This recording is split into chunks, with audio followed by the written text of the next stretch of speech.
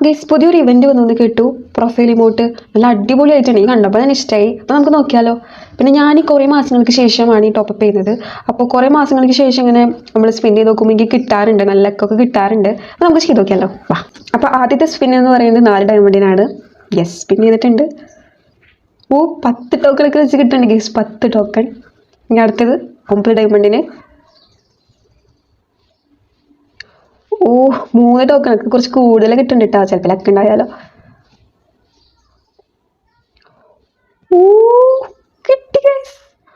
എൻ്റെ പൊന്നെ, നമുക്ക് 3ാമത്തെ സ്പിന്നിൽ വെറും 3ാമത്തെ സ്പിന്നിലാണ് നമുക്ക് കിട്ടിയത്. ഓ മൈ ഗോഡ്, സീൻ തന്നെ ഗൈസ്.